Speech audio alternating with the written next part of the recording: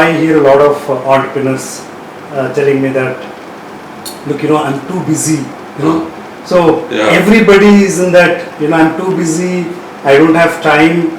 So what is this all about time? I mean, how should they really manage time? I mean, if they really want to, go where they want to, or be what they want to be. So there is a good news and there is a bad news. The good news, rather the bad news is that you cannot manage time. But the good news is you can manage time by managing yourself. And when I say managing yourself, let me give you a small example. Which I was working with a client, and there were 5 or 7 of their directors, and they wanted me to coach all of them. And one of the areas was time management. How do you manage time so that you have time for the right things? So having sensed that it is a common need, I said before I get into coaching with you, because there are other areas to coach, I said I want to do a half day sort of a workshop with you guys. And as luck would have it, out of the 7 directors, 4 were founders, directors, and 3 were employee directors. So I asked them a question in that workshop. I said, can you tell me the value of 1 hour for you? And so I got varying figures. Somebody said 1,00,000 rupees and somebody said 5,000 rupees. And they came in because of the approaches. An employee director was looking at his CTC, dividing by 30 and doing his maths, while entrepreneur was looking at the value creation, which is the right way to do it. So then I asked them another question. I said, okay, you can tell me 5 things that you do which do not create this value per hour for you. And they all could do it.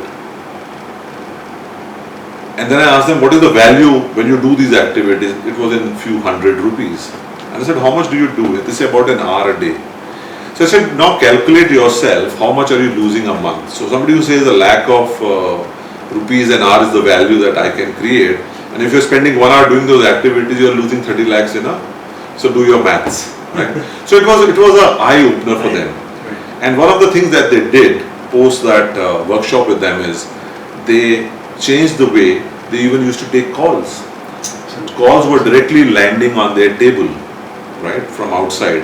So they immediately got a common secretary for all 3 or 4 directors who would screen the calls and give it to them. As a result, they started saving a lot of time, which probably could now go into this. So that's at one end. It's more of a tactical level. But if you look at from a strategic perspective, if you look at time, then I think a lot of this strategic time management would come from, again, purpose. Now you may find me talking about this purpose again and again, because to me purpose is like that beacon which keeps you on course. Right. So a lot of things people do to stay on course. One of the things I suggest to them is, when you write down your to-do list, see which of those to-do lists is taking you towards your purpose. If it is not, then it has to be either delegated or postponed. However, the challenge is people say there are a lot of urgent things to do, right?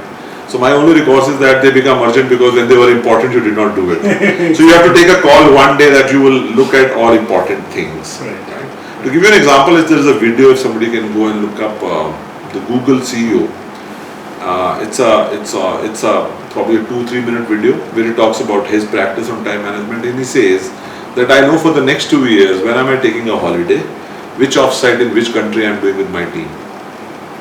That is how you strategically look at your time.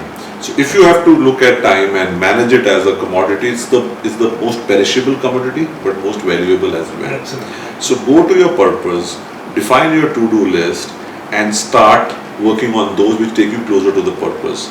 Another thing that I would always recommend, and I suggest when I'm coaching to people as a suggestion, if they want to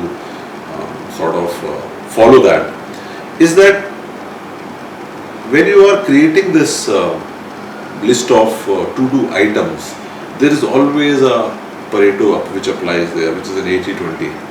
Find out those 2 things and then do it first before you let the other things get ticked off. Right. Psychologically, sometimes we look at how many ticks have happening. Exactly. But at the end of the day, when you look at then those are simple items. Your wife has told you to get a bread from office on the way back from office, and you would have done that.